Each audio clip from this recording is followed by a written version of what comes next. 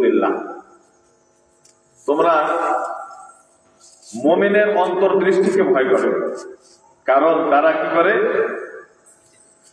অন্তর্দৃষ্টি দিয়া দেখে, ফেরাসাত দিয়া দেখে।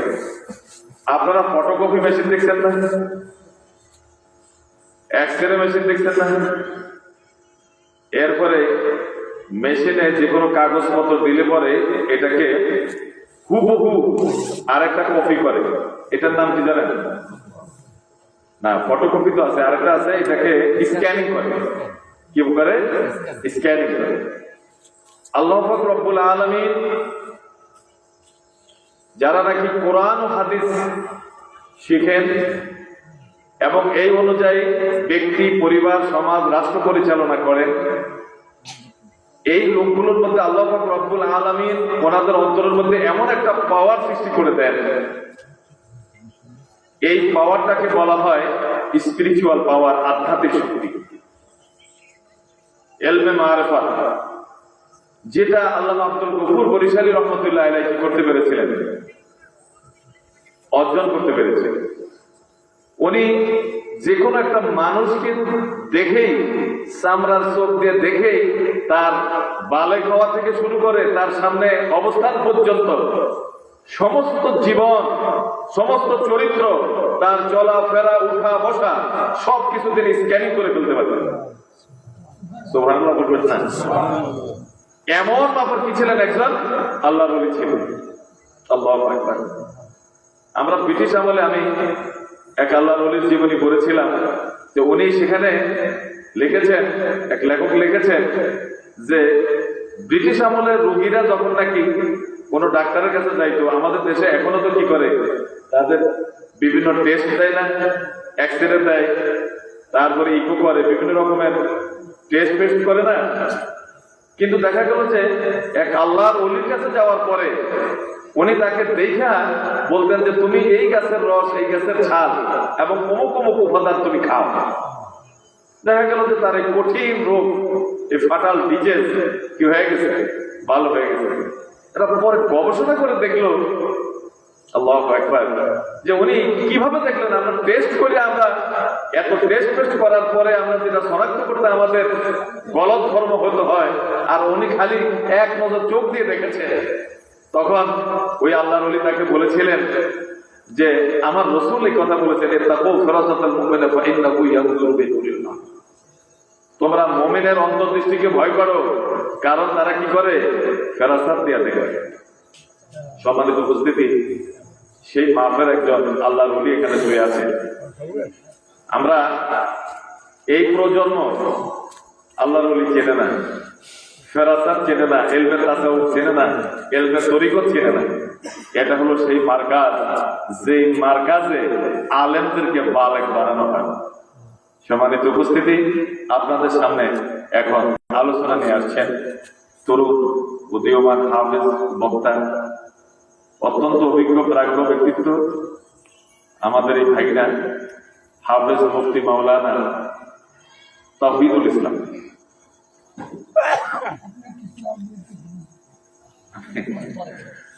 আচ্ছা, ঠিক আছে, আমি পরে কথা, আমরা তো আমরা আলোচনা করছে না, আমাদের অনির্ধারিত সময় দিয়ে দিন।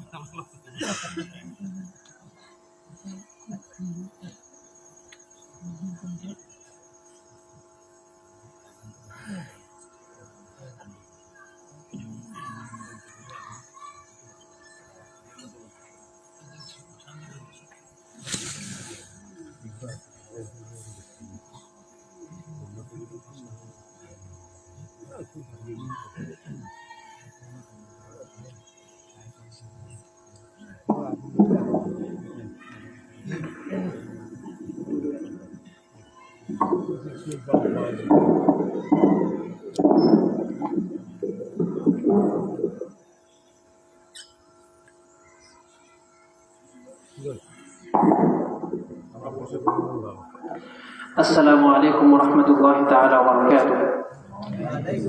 إن الحمد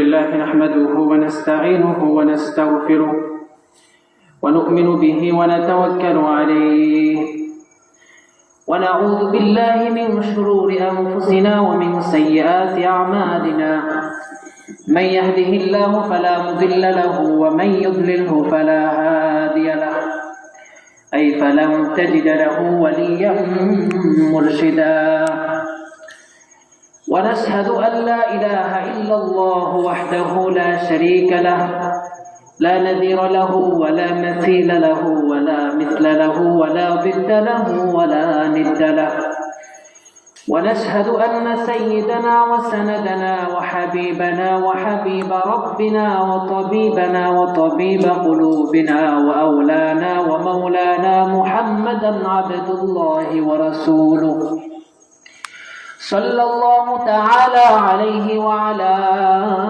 آله وأصحابه وأزواجه وبارك وسلم تسليما كثيرا الذي أرسله الله تعالى بالحق إلى الخلق بشيرا ونذيرا وداعيا إلى الله بإذنه وسراجا وقمرا منيرا أما بعد فأعوذ بالله من الشيطان الرجيم بسم الله الرحمن الرحيم اقرأ باسم ربك الذي خلق وقال الله تعالى في موضع آخر ألم تر أن الله أنزل من السماء ماء فأخرجنا به ثمرات مختلفا ألوانها صدق الله العظيم قال الله تعالى في شان حبيبه ومحبوبه مخبرا وآمرا إن الله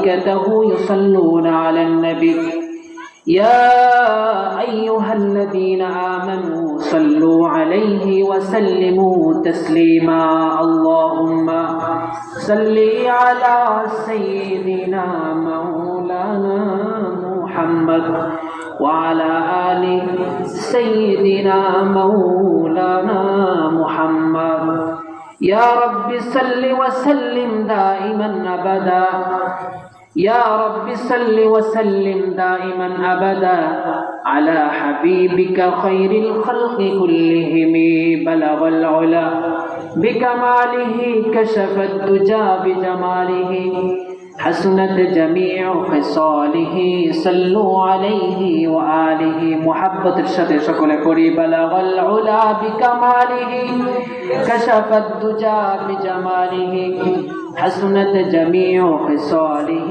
صلوا عليه وآله رخسار سے برقع کا ذرا پردہ اٹھا دو رخسار سے برقع کا ذرا پردہ اٹھا دو للہ مجھے حسن خدا داد دکھا دو بلغ العلا بکمالہ کشف الدجى بجمالہ حسنت جميع خصاله صلوا عليه وآله আলহামদুলিল্লাহ তুম্মা আলহামদুলিল্লাহ আল্লাহ রাব্বুল ইজ্জতের দরবারে অসংখ্য শুকর ও সুজুদ যিনি আমাদেরকে গাফুরিয়া দরবার শরীফের মরহুম পীর সাহেব উপমহাদেশের অন্যতম শ্রেষ্ঠ ওলি কুতুবুল আকতাব শাহ সুফি হযরত মাওলানা আব্দুল গফুর বরিশালী হুজুর রাহমাতুল্লাহি আলাইহির ৭৮তম ইসালে সওয়াব ও হালকায়ে জিকির মাহফিলের দ্বিতীয় দিবসের শেষ অধিবেশনের এ পর্যায়ে আমাদেরকে আসার বসার তৌফিক দান করেছেন। এজন্য আমরা সকলে রব্বুল ইজ্জতের দরবারে অসংখ্য শুকরিয়া আদায় করে সবাই সমস্বরে বলি আলহামদুলিল্লাহ। সম্মানিত উপস্থিতি, এই দরবার এটা অত্যন্ত গুরুত্বপূর্ণ একটা দরবার। আমার আগে মাওলানা সিদ্দিকুল্লাহ খান আমার শ্রদ্ধাভাজন মামা তিনি বলেছেন এ দরবারের ইতি কথা সম্পর্কে। এ দরবারটা কার থেকে এসেছেন, মরহুম আব্দুল গফুর পীর সাহেব হুজুর রহমতুল্লাহি আলাইহির ব্যক্তিত্ব কেমন ছিল সংক্ষিপ্ত আকারে কিছু বলেছেন। গতকাল মাগরিবের পর এবং আজকে মাগরিবের পর তাজকিয়া নিয়ে, তরিকত নিয়ে, মারিফত নিয়ে, জিকির আজকার নিয়ে গুরুত্বপূর্ণ আলোচনা করেছেন বর্তমান পীর সাহেব মাওলানা আব্দুল কাইয়ুম সাহেব দামাত বরকাতুহুমের সুযোগ্য সাহেবজাদা মাওলানা মুর্শিদুল্লাহ খান মামা অত্যন্ত গুরুত্বপূর্ণ কথা বলেছেন, আমরা সকলে শুনেছি। আসলে ওয়াজ নিয়মিত হতেই থাকবে, এতদিনও চলে আসছে, এখনো হবে, আগামীকালও হবে, আরো শুনবে। কিন্তু আমরা শুধু শুনে থাকলাম, কিন্তু ওয়াজের দ্বারা যে একটা উদ্দেশ্য, সেই উদ্দেশ্যটা যদি আমরা অর্জন না করি, তাহলে এই ওয়াজ শোনার দ্বারা আমাদের কোনো কি হবে না, ফায়দা হবে না। এজন্য আমাদের প্রথমত উদ্দেশ্য কি হওয়া উচিত সেটা আগে আমাদের নির্ধারিত করা উচিত। আমাদের ওয়াজ শোনার দ্বারা উদ্দেশ্য হবে, অন্যতম উদ্দেশ্য আমরা সেই অনুযায়ী আমল করব এবং অপরকে এই কথাগুলো অপরের কাছে পৌঁছে দেব। তো এই উদ্দেশ্যটা পরিপূর্ণ অর্জন করার জন্য আমাদের ওয়াজ শোনার সময় কিছু করণীয় বিষয় আছে। 1 নম্বর করণীয় হচ্ছে খুব মনোযোগের সাথে শোনা। 1 নম্বর খুব মনোযোগ দিয়ে শোনা। 2 নম্বর বুঝা। 1 নম্বর শোনা, 2 নম্বরে বুঝা। আমরা এখন শুনলাম কিন্তু বুঝলাম না, কোনো ফায়দা হবে? আমি প্রথমে বলছি এটা অত্যন্ত বরকতপূর্ণ একটা দরবার, এখানে ওয়াজের কোনো প্রয়োজন নেই। আপনারা আসছেন, এটাই অনেকের জন্য যথেষ্ট হবে ইনশাআল্লাহ। কেননা সোহবতে সালেহ তোরা সালেহ কুনাত, সোহবতে তালেহ তোরা তালেহ কুনাত। ভালো মানুষের সংস্পর্শে গেলে ভালো মানুষ হয়ে যাবে, খারাপ মানুষের সংস্পর্শে গেলে খারাপ মানুষ হবে। সৎসঙ্গের স্বর্গে বাস, অসৎসঙ্গে এগুলো তো আমরা জানি। তো এখানে আসছি এতটুকু যথেষ্ট। ভালো জায়গায় ভালো পরিবেশে গেলে তার ছিটে ফোটা আপনার গায়ে লাগবে কিনা? মসজিদে গেলে যারা নেককার মুমিন তাদের ভালো লাগবে কিনা? কেন? এটা ভালো পরিবেশ। তো এখানে আমরাও কোনো এমনি নাম ঘোষণা করছে, বড়রা বলছেন, মেয়েদের বসছি এখানে যে মানে ওয়াজ করবো, ওয়াজের কোনো আমাদের প্রয়োজন নেই। ওয়াজ করার কোনো কি নাই। আমরাও এখানে আসি, আমাদের হাজারো ব্যস্ততা আছে, অনেক রকমের ব্যস্ততা আছে, এরপর আমরা এখানে আসি কেন? একটু বরকত হাসিলের জন্য। উদ্দেশ্য কি? বরকত নেওয়া। কি নেওয়া? বরকত। অন্যান্য জায়গায়ও বরকত আছে, তবে এখানের বরকতটা আলাদা, কেননা এটা একটা হক্কানি পীর সাহেবের দরবার, আর কিছু না। আমার কথা বুঝছেন? এখানে এখানে কোনো ওয়াজের প্রয়োজন না। আপনারা আসছেন, আচ্ছা বলেন তো দেখি, আপনি একটা আতরের দোকানে যদি যান, আপনি আতর কিনেন বা না কিনেন, দোকানের শুরু দিয়ে ঢুকলেন, আরেক জায়গা দিয়ে বের হয়ে গেলেন। আপনি যখন বের হবেন তখন আপনার গায়ে থেকে সামান্য হলেও মানুষ আতরের সুঘ্রাণ পাবে কিনা? কেন পাবেন? আপনি আতরের জায়গা দিয়ে ঢুকছেন এবং বের হয়েছেন, আপনি কিনেন নাই, লাগানো নাই, কিন্তু এরপরও ছিটে ফোটা আপনার গায়ে পড়বে কিনা? তো এটা হচ্ছে এরকম। এখানে ওয়াজের তেমন একটা প্রয়োজন আছে বলে আমার মনে হয়। আগামীকাল আপনারা পুরোটা ওয়াজ শুনবেন, মন ভরে তখন আলোচনা শুনতে পারবেন। আমি এখন সামান্য কিছু দোয়ার জন্য বসা, কালকে আমার চলে যেতে হবে, কালকে অন্যদিকে আমার ব্যস্ততা আছে, আমার জন্য দোয়া করবেন, দোয়ার নিয়তে বসা। তো যেটা বলতেছিলাম, আমরা ওয়াজের একটা কি আছে, উদ্দেশ্য আছে। ওয়াজ যেভাবে শুনলে আমরা উদ্দেশ্য পর্যন্ত বুঝতে পারবো সেভাবে শোনা উচিত। আমরা এখন ওয়াজ শুনি, কেউ কেউ শুনি কেন? বিনোদনের জন্য। আমার কথাটা হয়তো অনেকের কাছে খারাপ লাগতে পারে, কিন্তু এটাই বাস্তবতা। অনেকে ওয়াজ শুনে কেন? মনকে ভালো করার জন্য। বাস্তবিক অর্থে কি ওয়াজটা কি মনকে ভালো করার জন্য? আমাকে বলেন, ওয়াজটা কি মন ভালো করার জন্য?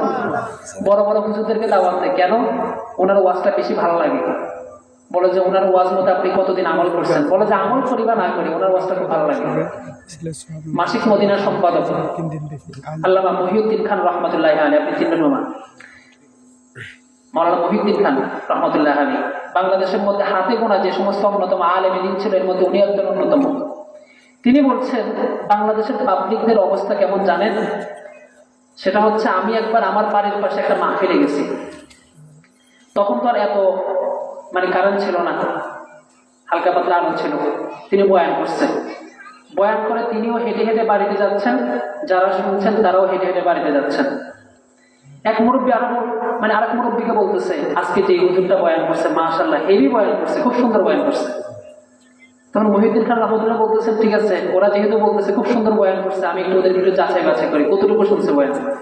আমি একজনকে বললাম, তারা আমাকে চিনতেছে না কেন? এতটা লাইটিং এর ব্যবস্থা নেই, তারাও অন্ধকারের মধ্যে রাস্তায় হাঁটতেছে, আমি হাঁটতেছি। আমি একজনকে মুরব্বী থেকে জিজ্ঞাসা করলাম, চাচা আজকে যে হুজুরটা যে বয়ান করছে কোন বিষয়ে বয়ান করছে? বলে যে ভাতিজা এত কিছু তো আমার মনে নাই, এমনি বয়ান করছে, সুন্দর লাগছে, কোন বিষয়ে বয়ান করছে আমার মনে নেই। এরকম ওয়াজ শুনলে কি কোনো ফায়দা হবে বলেন তো দেখি? ইমাম সিবুয়াই, তিনি আরবি গ্রামারের অন্যতম একজন ইমাম। নাম কি? ইমাম সিবুয়াই। ওনার একটা ছাগল ছিল। আরবি গ্রামার একটা কায়দা আছে, আল ফাইলু মারফুউন ওয়াল মাফউলু মানসুবুন। ফাইল পেশ বিশিষ্ট হয় আর মাফউল জবর বিশিষ্ট হয়। তিনি ওনার ছাগলকে দুই কাম ধরে বুঝাতেন, এ ছাগল তুমি পড়ো, আল ফাইলু মারফুউন ওয়াল মাফউলু মানসুবুন। তো ছাগলকে যতক্ষণ পড়াতো, ছাগলও ততক্ষণ মাথাটা কেমন এমন করতো। মানে কি বুঝতেছেন? আমি এখন বললাম ঠিক কিনা, আপনারা বলবেন ঠিক, তার মানে কি আপনারা মানে বুঝতেছেন? তো তিনি ছাগলটাকে যখন ছেড়ে দিতেন, ছাগলটার সাথে সাথে মাথাটাকে ঝাঁকড়ানো দিয়ে বলতো, হুজুর আমি এতক্ষণ যাওয়া আমাকে যা যা কিছু বলছে সব কিছু আমি ফেলে দিছি। আচ্ছা বলেন তো দেখি আমাদের অবস্থা কি এমন হয়? যতক্ষণ ওয়াজ শুনতে থাকেন, নারায়ে তাকবীর, নারায়ে রিসালাত ইয়া রাসূলুল্লাহ স্লোগান দিতে থাকে, হুজুরকে মানে গরম করে দিই। হুজুর যদি বলে ঠিক কিনা, আপনারা বলেন ঠিক ঠিক, সবকিছু ঠিক। যতক্ষণ মাহফিলের মধ্যে থাকেন ততক্ষণ ঠিকঠাক, মাহফিল থেকে বের হন, ফজরের নামাজটা আমরা জামাতের সাথে পড়তে পারি না। তার মানে কি ওই ইমাম সাহেবের ছাগলের মতো, ইমাম সিবুয়ের ছাগলের মতো, যতক্ষণ ধরে রাখছে ততক্ষণ জি জি জি আপনি যা বলেন তা হাই হুজুর, আপনি যা বলেন তা। বের হয়েছে সাথে সাথে মাথাটাকে ভালো করে কি দিতে নাড়া দিয়ে সবকিছু ভুলে গেল। আমাদের অবস্থা এমন যাতে না হয়, মনে থাকবে তো ইনশাআল্লাহ। যে বলো কথাটা, যেই বলো ভালো কথা যদি বলে, কোরআন এবং হাদিস অনুযায়ী যদি কথা বলে, তার কথা মনোযোগ দিয়ে শোনা এবং বোঝা। তাহলে 1 নম্বর মনোযোগ দিয়ে শুনতে হবে, 2 নম্বর বুঝতে হবে। আরেকটা কথা না বললে নয়, আমি এটা সব জায়গায় বলি, গতানুগতিক ওয়াজ মাহফিলগুলোর ব্যাপারে বাংলাদেশের মধ্যে একটা সংস্কারের কথা আসছে না? সকলে বলি আমরা সংস্কার করতে হচ্ছে, অন্তর্বর্তীকালীন সরকারের সকল লোকেরাই বলে সংস্কার করা। কিন্তু আমার একটা দুঃখ কি জানেন, সব জায়গাতে মোটামুটি যদি সংস্কার হয়ও হচ্ছে বা হবে, নাম কাওয়াজতে সংস্কার হোক বা যেমন হচ্ছে ওদের দাবি অনুসারে, কিন্তু ওয়াজ মাহফিলের মধ্যে একটা সংস্কার হওয়া উচিত ছিল, সেটা হচ্ছে না। কেন হচ্ছে না? কিছুক্ষণ আগে আমি বললাম, অমুক বড় বড় হুজুরকে দাওয়াত দিচ্ছেন কেন? ভালো লাগার জন্য। আমরা এখনো মাহফিলের মতো পবিত্র মঞ্চে এমন এমন ব্যাসদারি হুজুরদেরকে দাওয়াত দিচ্ছি, যারা 1.5 ঘন্টা 2 ঘন্টা কথা বলে একটা কোরআনের আয়াতও থাকে না, একটা হাদিসের অংশও থাকে না। পুরাটা টাইম কি করে? কিছুক্ষণ আজান দিবে, কিছুক্ষণ গজল গাবে, কিছুক্ষণ চিল্লাপাল্লা করবে, সরকারকে কিছুক্ষণ জাহান্নামে পাঠাবে, আর তার দলের লোককে কিছুক্ষণ কবর থেকে উঠাবে। এগুলা কি বাস্তব ওয়াজ বলে? আমাকে বলেন তো দেখি, নবীর ওয়াজ কি এরকম ছিল? তো দেখেন ওয়াজ কি বাস্তবে এটাকে বলে? এই জন্য আমি একটা সব জায়গাতে কথাটা আমি বলি, যার যার শব্দ অনুসারে যার যার এলাকাতে মাহফিল হবে, মাহফিলের ময়দানকে সংস্কার করে কাকে দাওয়াত দিবেন? এমন মানুষকে দাওয়াত দিবেন যে মানুষটা কোরআন এবং হাদিস নিজে বুঝে, সে অনুযায়ী আমল করে এবং বয়ান করার সময়ও কোরআন এবং হাদিসের সঠিক কথাগুলো বলে। সে নিজেই যদি কোরআন এবং হাদিস যদি শুদ্ধভাবে না পারে, আপনাকে কি বলবে? আমাকে বলেন। সে নিজেই তো পারে না, বলে যে অমুক বড় পিসাব। কালকে আমাকে আমার বড় মামা জাফরুল্লাহ খান উনি বলেছেন, উনি এক দরবারে গেলেন, এক পিসাব বসে আছে, সবাই তার বিজ্ঞান গলি চুম্বন করতেছে। এগুলো পিসাব আছে তো বাংলাদেশের মধ্যে, অনেক রকমের বিষয় আছে। তো এদের কাছে গেলে আপনার কি কোনো ফায়দা হবে? আমাকে বলেন। আপনার কিছু টাকা যাবে, পিসাবকে খুশি করার জন্য কিছু টাকা পয়সা দিবেন।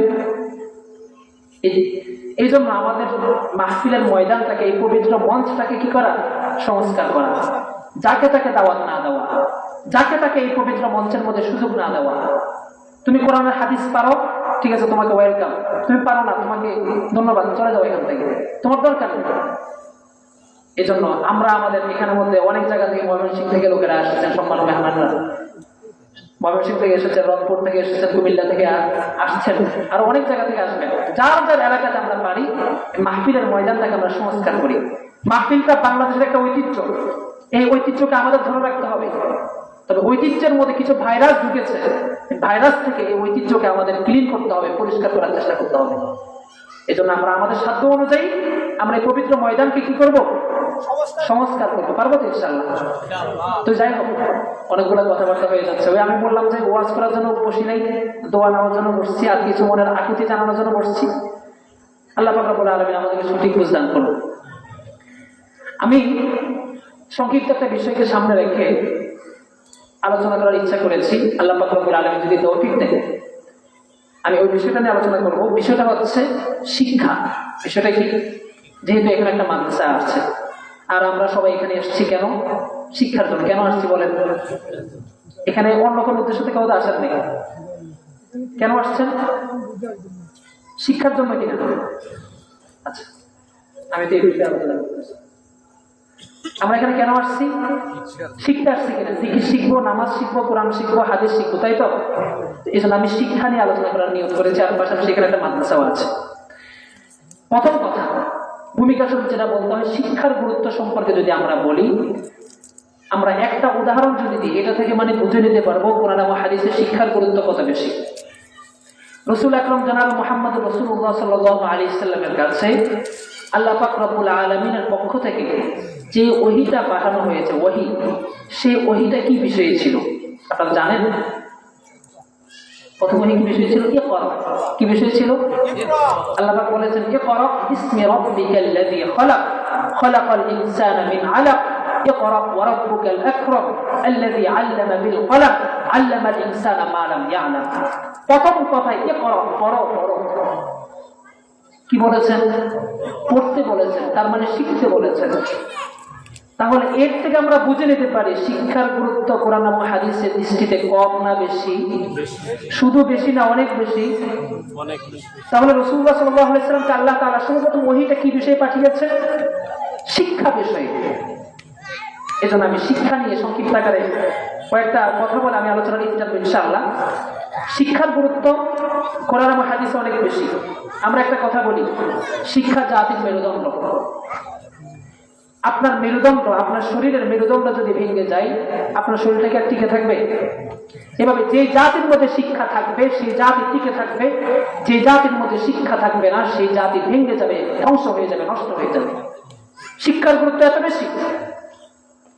রাসূলুল্লাহ সাল্লাল্লাহু আলাইহি ওয়াসাল্লাম সকল উম্মতের উপর শিক্ষাকে ফরজ করেছেন।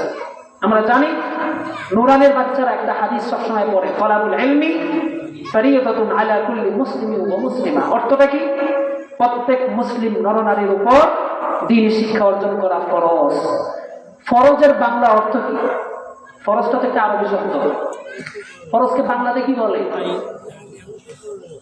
আবশ্যকীয়। আমি আরেকটু আঞ্চলিকভাবে যদি বলি, কম্পালসারি আদায় করা। তোর থেকে এই কাজটা কম্পালসারি করতে হবে, তার মানে কি? এটা করা ছাড়া কোনো কি নাই, বাধ্যতামূলক করতে হবে, এটা করা ছাড়া কোনো কি নাই, উপায় নাই। এটাকে কি বলে? ফরজ বলে। রাসূলুল্লাহ সাল্লাল্লাহু আলাইহি ওয়াসাল্লাম বলেছেন, দ্বীনি ইলম, দ্বীনি শিক্ষা অর্জন করা, শিক্ষা অর্জন করা প্রত্যেক মুসলিম নরনারীর উপর ফরজ। তাহলে এর থেকে আমরা বুঝে নিতে পারি শিক্ষার গুরুত্ব কত বেশি। এখানে অনেকগুলো কথা আছে, কোন শিক্ষা অর্জন করতে হবে, কোন শিক্ষা অর্জন করা যাবে না, কোন শিক্ষা অর্জন করা না ফরজ, আবার কতটুকু ফরজ। রাসূলুল্লাহ সাল্লাল্লাহু আলাইহি ওয়াসাল্লামের হাদিস থেকে আমরা জানতে পারি, রাসূলুল্লাহ সাল্লাল্লাহু আলাইহি ওয়াসাল্লাম বলেছেন, আল ইলমু সালাস, জ্ঞান, ইলম, শিক্ষা তিন প্রকার। কয় প্রকার? এক নম্বর আয়াতুল মুহকামা, এক নম্বর কোরআন কারীমের আয়াত। এক নম্বর শিক্ষা কোনটা? কোরআনুল কারীমের আয়াত। দুই নম্বর আও সুন্নাতুন কায়িমা, দুই নম্বর প্রতিষ্ঠিত সুন্নাহ, রাসূলের হাদিস। তিন নম্বর আও ফরিদাতুন আদিলা, তিন নম্বর হচ্ছে কোরআন এবং হাদিস থেকে যে সমস্ত মাসআলা মাসাইলগুলো আবিষ্কার করা হয়েছে, ওই সমস্ত মাসআলা মাসাইলগুলো প্রকৃত ইলম, প্রকৃত জ্ঞান, প্রকৃত শিক্ষা। এছাড়া যত জ্ঞান পৃথিবীতে আছে, ওমা যালিকা ফাহুয়া তাজলুম ওমা সিওয়া যালিকা ফাহুয়া তাজলুম ফাহুয়া যায়িল। এই তিন প্রকার জ্ঞান ছাড়া যত জ্ঞান পৃথিবীতে আছে, সকল জ্ঞানগুলো অতিরিক্ত, ফাজলুল যায়িল। তাহলে বলেন তো দেখি, জ্ঞান মোট কয় প্রকার? এক নম্বর কোরআন কারীমের আয়াত, দুই নম্বর হাদিস, তিন নম্বর কোরআন এবং হাদিস থেকে যে সমস্ত মাসআলা মাসাইলগুলো আবিষ্কার হয়েছে, ওই সমস্ত মাসআলা মাসাইলগুলো। এছাড়া বাকি যত জ্ঞান আছে সেগুলো অতিরিক্ত। তবে এখানে একটা কথা আছে, যেই জ্ঞানগুলো মানুষের কল্যাণে আসে, মানব কল্যাণে যে জ্ঞানগুলো আসে, সেই জ্ঞানগুলো অর্জন করতে হবে। আল্লাহ পাক রব্বুল আলামিন পবিত্র কালামুল্লাহর মধ্যে বলেছেন, ألم تر أن الله أنزل من السماء ماء فأخرجنا به ثمرات। এই আয়াতে কারীমের তাফসীরের মধ্যে মুফাসসিরিন কেরাম বলেছেন, এই আয়াতে কারীমা থেকে আল্লাহ তাআলা বুঝাতে চাচ্ছেন, এই আয়াতে কারীমার অর্থ দিকে যদি আমরা তাকাই, আল্লাহ পাক বলেছেন, তুমি কি দেখো না আল্লাহ তাআলা আসমান থেকে পানি বর্ষণ করেছেন, বৃষ্টি বর্ষণ করেছেন। এই পানির মাধ্যমে আল্লাহ তাআলা ফলমূল নির্গত করেছেন, উৎপাদিত করেছেন। তুমি যদি পাহাড়ের দিকে যদি তাকাও, দেখবে পাহাড়ের মধ্যে বিভিন্ন রকমের গিরিপথ রয়েছে, কোন পথ নিকশ কালো, কোন পথ লাল, কোন পথ অন্যরকম। এই আয়াত থেকে মুফাসসিরিন কেরাম বলেছেন, যে জ্ঞানটা মানুষের কল্যাণে আসবে, সেই জ্ঞানটাও অর্জন করা মুসলমানদের উপর ফরজ। মুসলমানদের মধ্যে একটা জামাত, একটা দল থাকা উচিত যারা চিকিৎসা বিদ্যা সম্পর্কে জানবে। কেন? এই চিকিৎসা বিদ্যা সম্পর্কে জানাটাও মানুষের কল্যাণে আসে। ইতিহাস সম্পর্কে জানা জরুরি, ভূগোল সম্পর্কে, গণিত সম্পর্কে জানাটা জরুরি। কখন জরুরি? যখন ওই জ্ঞানটা মানুষের কল্যাণে আসে। হযরত ওমর ইবনে আব্দুল আজিজ রাহমাতুল্লাহি আলাইহি জ্ঞানের গুরুত্ব নিয়ে বুঝাতে গিয়ে বলেছেন, মান আমিলা আলা গায়রি ইলমিন কানা মা ইয়াফসুদু আকসারু মিম্মা ইয়াসলাহ। কোন মানুষ যদি আমল করে জানা ছাড়া, কি ছাড়া? আপনি নামাজ পড়ছেন না জেনে, না বুঝে, এমন ইমাম সাহেবকে দেখে দেখে আপনি নামাজ পড়ছেন, তিনি বলেছেন কানা মা ইয়াফসুদু আকসারু মিম্মা ইয়াসলাহ। ওই মানুষের আমলগুলো অধিকাংশ আমলে নষ্ট হয়ে যাওয়ার সম্ভাবনা বেশি। কেন? আপনি না জেনে আমল করছেন এই কারণে। এজন্য আমি আজকে আমার সংক্ষিপ্ত আলোচনাটা উদ্দেশ্য এটাই, আলোচনার বিষয়বস্তু হচ্ছে এটাই, শিক্ষা নিয়ে। আমরা শিক্ষা অর্জন করব এবং কোন শিক্ষাটা অর্জন করা উচিত এবং শিক্ষাটা আমরা কিভাবে অর্জন করব, কাদের কাছ থেকে অর্জন করব, কয়েকটা শিরোনামে আমি আলোচনা করে ইনশাআল্লাহ ইনশাআল্লাহ। রাসূলুল্লাহ সাল্লাল্লাহু আলাইহি ওয়াসাল্লাম বলেছেন, ইলম অর্জন করা প্রত্যেক মুসলিম নর-নারীর উপর ফরজ। এই ফরজটা দুই প্রকার, একটা হচ্ছে ফরজে আইন, আরেকটা হচ্ছে ফরজে কিফায়া। ফরজে আইন মানে যেটা একজন মুসলিম হিসাবে আপনি নিজেকে পরিচালিত করার জন্য যে জ্ঞান ছাড়া নিজেকে পরিচালিত করা অসম্ভব, সেই জ্ঞানটা অর্জন করা প্রত্যেক মুসলিম নর-নারীর উপর বাধ্যতামূলক। এটা করতেই হবে, এছাড়া আপনার উপায় নেই। মনে করেন আপনি একজন মুসলিম, আপনার জন্য 5 ওয়াক্ত নামাজ পড়া ফরজ। 5 ওয়াক্ত নামাজ, ফজর, যোহর, আসর, মাগরিব, এশা, 5 ওয়াক্ত নামাজের মাসালা মাসাইল গুলো জানা আপনার জন্য ফরজ। আপনি যদি না জানেন আপনি গুনাহগার হবেন। নামাজ পড়ার জন্য তেলাওয়াত শুদ্ধ করতে হয়, সূরা ফাতিহা শুদ্ধ করতে হয়, সূরা ফাতিহার সাথে আরেকটা সূরা মিলাতে হয়। কমপক্ষে উলামায়ে কেরাম বলেছেন, একজন মুসলিম হিসাবে নিজেকে যদি পরিচয় দিতে মনে চায়, কমপক্ষে 10টা সূরা মুখস্থ রাখাটা বাধ্যতামূলক। কয়টা সূরা? 10টা।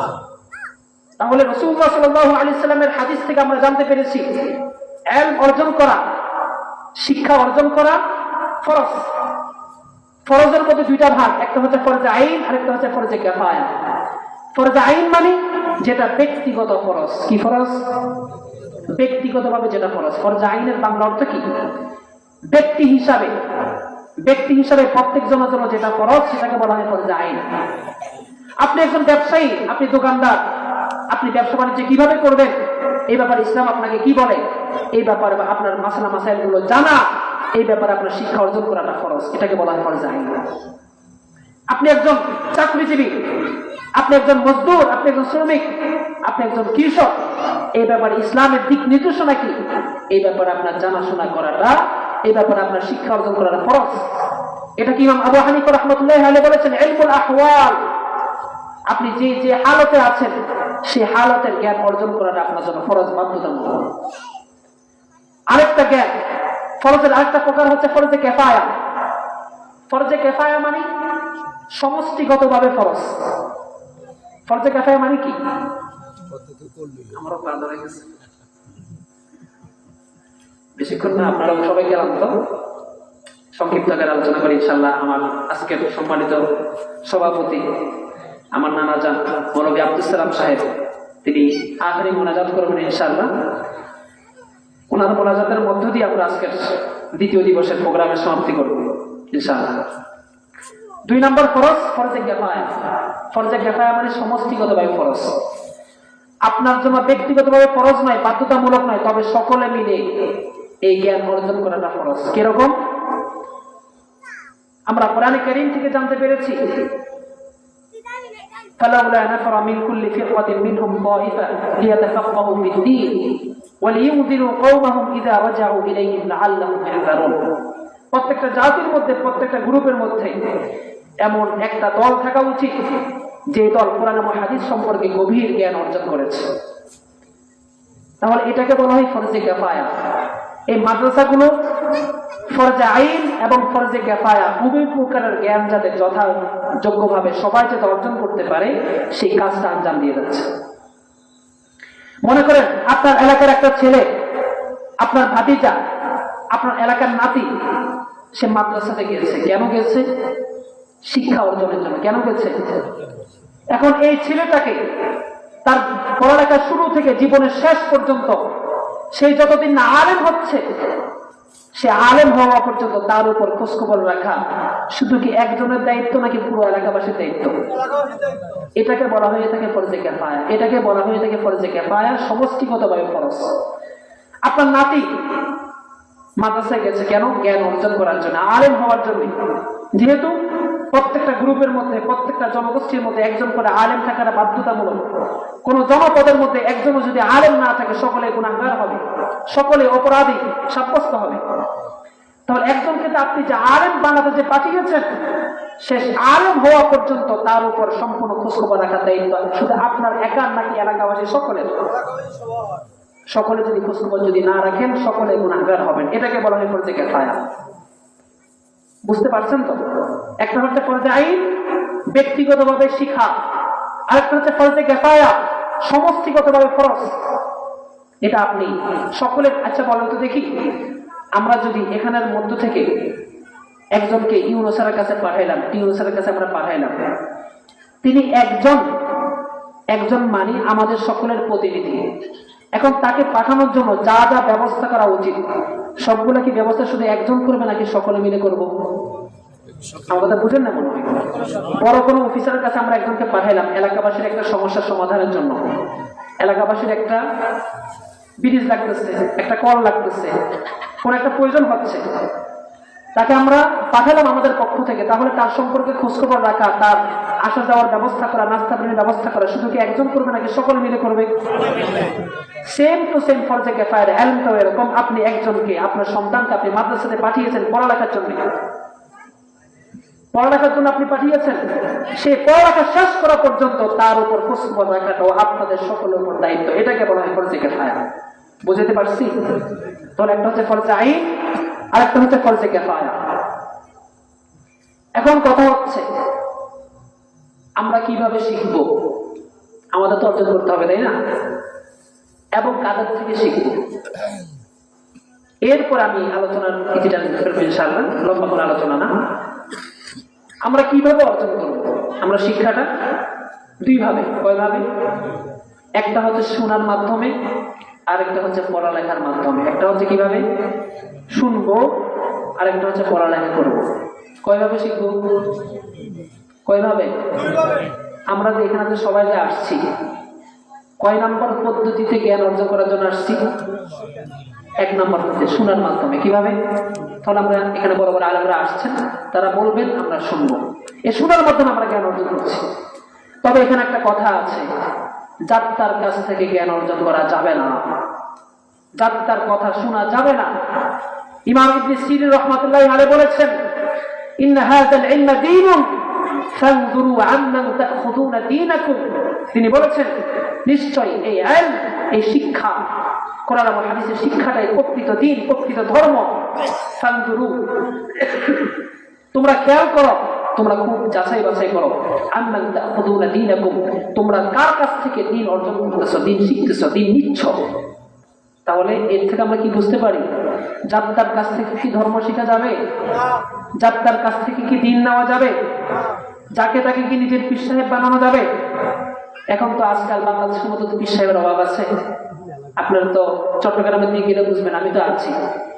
মোড়ে মোড়ে পীর সাহেব, মোড়ে মোড়ে তরুণ দেখবেন, মোড়ে মোড়ে গেট দেখবেন, সবাই যায়। তারা তাদের অনুষ্ঠানকে কি বলে জানেন? সর্বজনীন অনুষ্ঠান। মুসলমানদের অনুষ্ঠান কি, নামাজের অনুষ্ঠান কি, ওগুলা কি সবাই হিন্দুরা কি আসতে পারবে? অমুসলিমরা কি আসতে পারবে? এজন্য তারাও আসে, সবাই আচ্ছা মতো নাচানাচি করে, নামাজের কোনো খোঁজখবর নাই, বলে যে না মা রেকর্ড থাকলে নামাজও লাগে না। এই টাইপের বন্ধ পিসায় বাংলাদেশের মধ্যে আছে কিনা? তাহলে আমরা তাদের কাছ থেকে কেন যাই? কেননা আমরা কোরআন হাদিস সম্পর্কে ভালো মতো জানি না। এটাই বলা হচ্ছে যাত্রার কাছ থেকে জ্ঞান নেওয়া যাবে না। আমি একটা হাদিস যদি বলি আপনি খুবই আশ্চর্য হবেন। রাসূলুল্লাহ সাল্লাল্লাহু আলাইহি ওয়াসাল্লাম বলেছেন, সায়াকুনু ফি আখিরিজ জামানি উনাসুম মিন উম্মতি ইউহাদ্দিসুনাকুম বিমা লাম তাসমাউ আনতুম ওয়ালা আবাউকুম। রাসূলুল্লাহ সাল্লাল্লাহু আলাইহি ওয়াসাল্লাম বলেছেন, অতি সত্বর শেষ জমানায় আমার উম্মতের মধ্য থেকে এমন কিছু মানুষ আসবে, এমন কিছু আলেম আসবে। আলেম মানে ভেষদারি আলেম, প্রকৃত আলেম না। এমন কিছু পীর সাহেব আসবে। কোন পীর সাহেব? বাস্তবিক পীর সাহেব নাকি তথাকথিত পীর সাহেব? প্রকৃত নাকি ভেষদারি? এমন কিছু পীর সাহেব আসবে, ইউহাদ্দিসুনাকুম বিমা লাম তাসমাউ আনতুম ওয়ালা আবাউকুম। তারা তোমাদের কাছে এমন এমন হাদিস বলবে, এমন এমন মাসআলা মাসাইল বলবে, এমন এমন নসিহত করবে, বিমা লাম তাসমাউ আনতুম ওয়ালা আবাউকুম, যেগুলো তোমরাও জীবনে কখনো শোনো নাই, এমনকি তোমাদের বাপ দাদারাও জীবনে কখনো শুনে নাই। রাসূলুল্লাহ সাল্লাল্লাহু আলাইহি ওয়াসাল্লাম বলেছেন, এই টাইপের মিথ্যাচার যেই সমস্ত হুজুররা, যে সমস্ত মানুষরা করবে, তাদের ব্যাপারে তোমরা দুইটা কাজ করবে। কয়টা কাজ? এক নম্বর তিনি বলেছেন ফাইয়াকুম, দুই নম্বরে বলেছেন ইয়াকুম। এক নম্বরে তিনি বলেছেন তোমরা তাদের থেকে দূরে থাকবে। এক নম্বরে কি বলেছেন? এই টাইপের যারা মিথ্যাচার করবে, যারা মিথ্যা কথাবার্তা বলবে, কোরআন এবং হাদিসের নামে যারা জালিয়াতি করবে, তাদের থেকে তোমরা কি থাকবে? দূরে থাকবে। দুই নম্বরে তিনি বলেছেন ওয়াইয়াহুম, এবং তাদেরকে তোমাদের থেকে দূরে রাখবে। কয়টা কথা? এক নম্বর দূরে থাকো, দুই নম্বর দূরে রাখো। মনে থাকবো তো ইনশাআল্লাহ? দূরে থাকা মানে তিনি যেখানে বয়ান করবেন, যেখানে তার খানকা আছে, যেখানে তার দরবার আছে, যেখানে তার আস্তানা আছে, সেখান থেকে আমরা দূরে থাকবো। আর দূরে রাখা মানে তার মতো তথাকথিত হুজুরকে, তার মতো ভণ্ড মানুষকে, তার মতো আলেম বেশদারি শয়তানের মতো মানুষকে আমরা আমাদের মাহফিলের দাওয়াত দিব। একটা কথা হচ্ছে দূরে থাকো, আর একটা কি? রাখো। মনে থাকবে ইনশাআল্লাহ? কয়টা কথা? দুইটা, দূরে থাকো, দূরে রাখো। কাদের ব্যাপারে তিনি বলেছেন? এটা একদম সহিহ হাদিস, ভণ্ডদের ব্যাপারে। আপনি বুঝতেছেন, মাশাআল্লাহ, আল্লাহ কবুল করুন। কাদের ব্যাপারে বলেছেন? যারা কোরআন এবং হাদিসের বাস্তবিক অর্থ কথাবার্তা বলে না, বরং বানিয়াতি, একদম বানাই চোরাই জালিয়াতি মার্কা কথাবার্তা বলে, জাল হাদিসের মাধ্যমে কথাবার্তা বলে। এজন্য ডক্টর খন্দকার আব্দুল্লাহ জাহাঙ্গীর রহমতুল্লাহ আলী বলতেন, ওনাকে আপনারা চিনেন, আপনাদের ঝিনাইদহের মানুষ, অনেক বড় মানুষ। দুর্ভাগ্যবশত বলতে হয়, ওনার মতো ব্যক্তিত্বকে, ওনার মতো এত বড় আলেমকে, যিনি পুরপুরা শরীফের পীর সাহেবের মেয়ের জামাই ছিলেন। পুরপুরা শরীফ আছে না, পুরপুরা দরবার শরীফ, ওই পীর সাহেবের মেয়ের জামাই ছিলেন। দুর্ভাগ্যবশত ওনার মতো ব্যক্তিত্বের এন্তেকালের পরেই ওনাকে দেশের মানুষ চিনছে, এর আগে তেমন একটা চিনেও নেই। উনি একটা কথা বলতেন, আপনি ভালো করে কোরআন এবং হাদিস পড়েন, ভালো মতো কোরআন এবং হাদিস শিখেন, আপনি হয়তো বা এর মাধ্যমে আলেম হতে পারবেন না, তবে আপনি এটা জানতে পারবেন হুজুরের ভেষ ধরে কারা সঠিক কথা বলে আর কারা ব্যাঠিক কথা বলে। আমাদের জ্ঞান অর্জন করাটা উচিত। কেন? এই কারণে। তাহলে আমরা যেটা বলেছিলাম, এক নম্বর শুনবো। কাদের থেকে শুনবো? যাত্রার কাছ থেকে নাকি খুব যাচাই বাছাই করে? আচ্ছা বলেন তো দেখি, যাচাই বাছাই করে শোনার জন্য আপনি বাজারে গেলেন একটা তেল কেনার জন্য। এখন তেলের মধ্যে অনেকগুলো কোম্পানি আছে না? অনেকগুলো কোম্পানি আছে কিনা? এখন আপনি কোন কোম্পানিটা ভালো হবে খুব যাচাই বাছাই করে একটা তেল কিনেন কিনা? তাহলে এই যাচাই বাছাই করার জন্য একটা জ্ঞানের প্রয়োজন আছে কিনা? সেটা আপনি দুনিয়াদার হিসাবে, দুনিয়ার মধ্যে অবস্থান করতেছেন হিসাবে, সেই হিসেবে আপনি সেটা অর্জন করেছেন, আপনি সেটা জেনেছেন। এইভাবে কোরআন এবং হাদিসের নামে কারা সঠিক কথা বলে, কারা ব্যাঠিক কথা বলে, এগুলো বোঝার জন্য আপনার মধ্যে কিছু জ্ঞানের অর্জন, কিছু জ্ঞান থাকা প্রয়োজন কিনা? সেই জ্ঞানগুলো আমরা অর্জন করবো হক্কানি আলেমদের দরবারে গিয়ে, হক্কানি পীর সাহেবদের সংস্পর্শে গিয়ে, তাদের সোহবতে গিয়ে। আরেকটা হচ্ছে আমরা করবো যথাযথ পারি, যতটুকু পারি আমরা কোরআন এবং হাদিস ব্যক্তিগতভাবে পারি, মাদ্রাসায় গিয়ে পারি, এরকম বিভিন্ন জায়গাতে গিয়ে পারি, কোরআন এবং হাদিস পড়ার চেষ্টা করব। এটা হচ্ছে দুই মাধ্যম। আরেকটা কথা হচ্ছে, এই আমরা যদি দিনের উপর যদি দ্বীনি জ্ঞান যদি অর্জন করি, আমরা যদি দ্বীনি জ্ঞান যদি অর্জন করি, আমাদের কি ফজিলত? এই শিরোনামে আলোচনা করে আমি ইনশাআল্লাহ আলোচনা নিতে জানবো। আল্লাহ পাক রব্বুল আলামিন পবিত্র কালামুল্লাহর মধ্যে বলেছেন, ইয়ারফাইল্লাহু আল্লাযীনা আমানু মিনকুম ওয়াল্লাযীনা উতুল ইলমা দারাজাত। তোমাদের মধ্য থেকে যারা ঈমানদার এবং যারা জ্ঞানী তাদেরকে আল্লাহ তাআলা জান্নাতের মধ্যে অনেক গুণ মর্যাদা বাড়িয়ে দিবেন। সুবহানাল্লাহ। তাহলে যারা জ্ঞানী তাদের মর্যাদা কি কম নাকি অনেক বেশি? কে বাড়ায় দিবেন? আল্লাহ তাআলা বাড়ায় দিবেন। قال رسول الله صلى الله عليه وسلم لا حسد الا في اثنين رجل آتاه الله مالا فسلط على هلكته في الحق ورجل آتاه الله الحكمة فهو يقضي بها ويعلمها। রাসূলুল্লাহ সাল্লাল্লাহু আলাইহি ওয়াসাল্লাম বলেছেন, যদি হিংসা করা জায়েজ হতো, দুই ব্যক্তির ব্যাপারে হিংসা করা জায়েজ হতো। এক নম্বর ওই ব্যক্তি যাকে আল্লাহ তাআলা অনেক ধন সম্পত্তি দান করেছেন, অনেক ধন সম্পত্তির মালিক বানিয়েছেন, অতঃপর সে তার ধন সম্পত্তিগুলো ভালো কাজে ব্যয় করেছে, খারাপ কাজে ব্যয় করে নাই। আরেক প্রকার মানুষ হচ্ছে ওই ব্যক্তি যাকে আল্লাহ তাআলা জ্ঞান দান করেছেন, দ্বীনি শিক্ষা অর্জনের তৌফিক দিয়েছেন, অতঃপর সে এই দ্বীনি জ্ঞানের মাধ্যমে এলাকার কোনো সমস্যা হলে সেই সমস্যার সমাধান করে দেয় এবং অন্যকেও এই দ্বীনের ব্যাপারে শিক্ষা দেয়। তাহলে কয় ব্যক্তির ব্যাপারে হিংসা করা জায়েজ হতো? এক নম্বর ধনী মানুষ, যে তার ধন সম্পদকে সঠিক পথে ব্যয় করে। আরেকটা হচ্ছে জ্ঞানী মানুষ, যে তার জ্ঞানের মাধ্যমে এলাকার সমস্যার সমাধান করে, ন্যায় বিচার প্রতিষ্ঠিত করে এবং অন্যকে এই ব্যাপারে শিক্ষা অর্জন করায়, শিক্ষা দান করে। তাহলে রাসূলুল্লাহ সাল্লাল্লাহু আলাইহি ওয়াসাল্লাম বলেছেন যারা জ্ঞানী তাদের ব্যাপারে হিংসা করা জায়েজ হতো। তাহলে এটার গুরুত্ব কি কম নাকি বেশি? রাসূলুল্লাহ সাল্লাল্লাহু আলাইহি ওয়াসাল্লাম বলেছেন, মান সালাকা তরিকান ইয়ালতামিসু ফিহি ইলমা সাহালাল্লাহু লাহু তরিকান বিহি ইলাল জান্নাহ। রাসূলুল্লাহ সাল্লাল্লাহু আলাইহি ওয়াসাল্লাম বলেছেন, কেউ যদি এমন পথ অনুসন্ধান করে, এমন পথের পথিক হয় যেই পথের পথিক হলে সে জ্ঞান অর্জন করতে পারবে, এই পথের পথিক হওয়ার কারণে আল্লাহ পাক রব্বুল আলামিন তার জন্য জান্নাতে যাওয়া সহজ করে দিবেন। সুবহানাল্লাহ। সুবহানাল্লাহ। হাদিসের মধ্যে এসেছে, যারা জ্ঞান অর্জন করার জন্য আসে তাদেরকে রহমতের ফেরেশতারা সম্মান করে নিজেদের ডানাগুলো, নিজেদের পাখাগুলো বিছিয়ে দেন। ইন্নাল মালাইকাতা লা তাদাহু আজনিহাতাহা রিদান লিতালিবিল ইলম।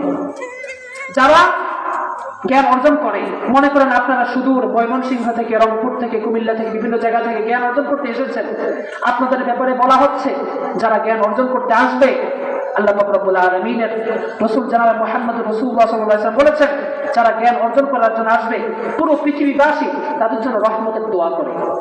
এমনকি গর্তের পিপিলিকা পর্যন্ত তার জন্য ইস্তিগফার করে, এমনকি পানির মাছ পর্যন্ত তার জন্য রহমতের দোয়া করে, ইস্তিগফার করে। আর যারা শিখায়, মনে করেন আপনাদেরকে বিভিন্ন বড় বড় আলেমরা এসে শিখাবে, তাদের ব্যাপারে কি বলা হয়েছে? ওয়াইনাল আলিমা লা ইস্তাগফিরু লাহু মান ফিস সামাওয়াতি ওয়া মান ফিল আরদি। আর যারা আলেম আছে, যারা জ্ঞানী, যারা হুজুর, সঠিক পথের হুজুর, তাদের জন্য পুরো পৃথিবীবাসী দোয়া করে। লা ইসাল্লুনা আলা মুআল্লিমিন নাসিল খায়রা। মাদ্রাসার যারা শিক্ষক আছে তাদের জন্য সকলেই খায়রিয়াতের দোয়া করে, বরকতের দোয়া করে। সুতরাং জ্ঞানের সাথে থাকলে ফজিলত কি কম না বেশি? শুধু বেশি না অনেক বেশি। এজন্য আজকে আমরা সংক্ষিপ্ত আলোচনা থেকে আমরা এটাই বোঝানোর উদ্দেশ্য, আগামীকাল আমরা সকলেই মন ভরে বড় বড় আলেমদের বয়ান শুনবো। আমাদের উদ্দেশ্য যাতে এটাই থাকে, আমরা জ্ঞান অর্জন করব, জ্ঞান অর্জন করার মাধ্যমে নিজে শিখবো, অন্যকেও শিখাবো। মনে থাকবো তো ইনশাআল্লাহ। এবং সে অনুযায়ী কি করবো? আমরা আমল করবো। আমি বিক্ষিপ্ত আকারে কয়েকটা বিষয় আলোচনা রেখেছিলাম। মূল বিষয় ছিল শিক্ষা নিয়ে। প্রথমত আমরা বলেছিলাম শিক্ষার গুরুত্ব বিষয়ে, এরপর আমরা জেনেছিলাম শিক্ষার বিকল্প কিছু নাই, এরপর আমরা জেনেছিলাম শিক্ষা কার কাছ থেকে অর্জন করব, এরপর আমরা জেনেছিলাম শিক্ষা আমরা কিভাবে অর্জন করব, সর্বশেষ আমরা জেনেছিলাম শিক্ষার ফজিলত কতটুকু। আমরা যদি শিক্ষা অর্জন করি, শিক্ষার ব্যাপারে ফজিলতের কি কথা বলা হয়েছে। সর্বশেষ একটা কথা, আমরা এই পবিত্র দরবারে এসেছি, গাফুরিয়া খানকা শরীফে আমরা এসেছি। কেন এসেছি? আমাদের আত্মশুদ্ধির জন্য। কেন এসেছি? আমাদের মনকে ঠিক করার জন্য। আমাদের শারীরিক কিছু রোগ আছে, আত্মিক কিছু রোগ আছে, আমাদের মনের রোগগুলাকে ঠিক করার জন্য আমরা এখানে এসেছি। এজন্য আমরা এখানে পুরোটা সময় যাতে আমাদের কাজে যাতে লাগাতে পারি, বড় বড় আলেমরা, বড় বড় পীর সাহেবরা যে সমস্ত নসিহত করবেন সে অনুযায়ী যাতে আমরা আমাদের সময়গুলোকে যাতে অতিবাহিত যাতে করতে পারি, সেই চেষ্টা করব। সকলে এখান থেকে ফেরত যাবো এমন অবস্থায় একজন পাক্কা ইমানদার মুসলিম হিসাবে যাতে আমরা যাতে যেতে পারি সেই চেষ্টা করবো ইনশাআল্লাহ। আর একটা কথা, এখানে একটা মাদ্রাসা আছে, আমরা অনেকে জানি। এই মাদ্রাসার পক্ষে আমরা সকলে থাকবো তো ইনশাআল্লাহ। এই মাদ্রাসার সুযোগ সুবিধা আমরা সকলে দেখবো তো ইনশাআল্লাহ। যেহেতু সকল শিক্ষার বিষয়গুলো কোথায় পাওয়া যায়? মাদ্রাসায় পাওয়া যায়। শিক্ষার সাথে থাকা মানে মাদ্রাসার সাথে থাকা, মাদ্রাসার সাথে থাকা মানে শিক্ষার সাথে থাকা। এজন্য যতটুকু পারি আমরা আপ্রাণ চেষ্টা করব শিক্ষা যেখানে আছে সেই সমস্ত প্রতিষ্ঠানের সাথে আমরা সর্বাত্মকভাবে পরিপূর্ণভাবে থাকার চেষ্টা করব ইনশাআল্লাহ। আল্লাহ পাক রব্বুল আলামিন আমাদেরকে শিক্ষা সংশ্লিষ্ট বিষয়ে পরিপূর্ণভাবে থাকার তৌফিক দান করুন। আরেকটা বিষয়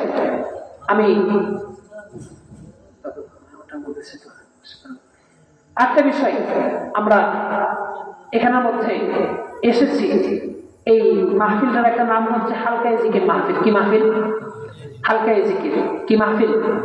হালকায়ে জিকির মাহফিল মানে যেখানে জিকিরের মজমা হয়, যেখানে জিকির করা হয়। জিকিরের ব্যাপারে অনেক ফজিলতের কথা মাগরিবের পর থেকে আসা পর্যন্ত আমরা শুনেছিলাম কিনা? অনেক ফজিলত। একটা হাদিসের মধ্যে এসেছে, রাসূলুল্লাহ সাল্লাল্লাহু আলাইহি ওয়াসাল্লাম বলেছেন, জিকির শুধুমাত্র আমরা ব্যক্তিগতভাবে করবো এমন নয়, বরং এই জিকিরের পরিবেশকে আমরা ঘরের মধ্যে করে রাখার চেষ্টা করবো ইনশাআল্লাহ। জিকির কি শুধু আপনি ব্যক্তিগতভাবে নিজে নিজে করবেন নাকি ঘরের মধ্যে জারি করতে হবে? রাসূলুল্লাহ বলেছেন, মাসালুল বাইতিল্লাযী ইউযকারু ফীহি ওয়াল্লাযী লা ইউযকারু ফীহি কামাসালিল হাইয়্যি ওয়াল মাইয়িত। রাসূলুল্লাহ সাল্লাল্লাহু আলাইহি ওয়াসাল্লাম বলেছেন, যে ঘরের মধ্যে জিকির হয় আর যে ঘরের মধ্যে জিকির হয় না তার উদাহরণ হচ্ছে জীবিত এবং মৃতের মতো। তার মানে কোন ঘরটা জীবিত? যে ঘরের মধ্যে জিকির হয়। কোন ঘরটা মৃত? যে ঘরের মধ্যে জিকির হয় না। আমি আরেকটা আলোচনা নিয়ত করেছিলাম, একজন মুসলিম ঘরের বৈশিষ্ট্য কতটা হওয়া উচিত। আমি আলোচনা লম্বা করার সময় নেই। অনেকগুলো বৈশিষ্ট্যের মধ্যে অন্যতম একটা বৈশিষ্ট্য হচ্ছে ঘরের মধ্যে জিকিরের পরিবেশ রাখা। কিসের পরিবেশ রাখা? মাঝে মাঝে সকলকে নিয়ে, পরিবারের সকলকে নিয়ে একটু জিকির আজকার করা। মনে থাকবে তো ইনশাআল্লাহ। তালিমের পরিবেশ করা, আপনার সন্তানকে কোরআন এবং হাদিস শিখানো, মাসলা মাসাইল শিখানো, সঠিক পথে পরিচালিত করা, এগুলো রাসূলের কথা।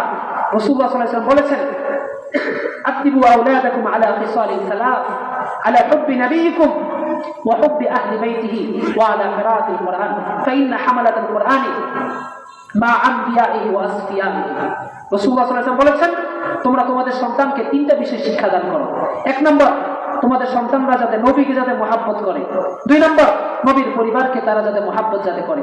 তিন নম্বর, তোমার সন্তানরা যাতে কোরআন কারীমের শিক্ষা যাতে অর্জন করে। কয়টা শিক্ষা? তিনটা শিক্ষা। আল্লাহ পাক রব্বুল আলামিন আমাদের এই শিক্ষাকে, আমাদের এই জ্ঞানকে, এই দ্বীনি পরিবেশকে নিজের জীবনের সাথে ফিট করার পাশাপাশি নিজের পরিবারের মধ্যে ফিট করার তৌফিক দান করুন। এখানে অনেক বড়রা আছেন, তারাও কথাবার্তা বলবেন ইনশাআল্লাহ। এখানে সাজ্জাদ জাফরুল্লাহ খান আছেন, আমার মামা জনাব মাওলানা সিদ্দিকুল্লাহ খান সাহেব আছেন, আমাদের মামা মাওলানা আবুল খায়ের সাহেব আছেন, আর অনেকে আছেন। আমরা অত্যন্ত জ্ঞানীদের একটা পরিবেশে আমরা আসতে পেরেছি। এখানে সকলে বড় বড় আলেম, বড় বড় জ্ঞানী। আল্লাহ পাক রব্বুল আলামিন যে সমস্ত কথাগুলো হয়েছে, আল্লাহ পাক রব্বুল আলামিন এই কথাগুলো যে আমাদের জীবনকে পরিচালিত করার তৌফিক দান করুন। আমিন ওয়া আখিরু দাওয়ানা আলহামদুলিল্লাহি রাব্বিল আলামিন। আসসালামু আলাইকুম।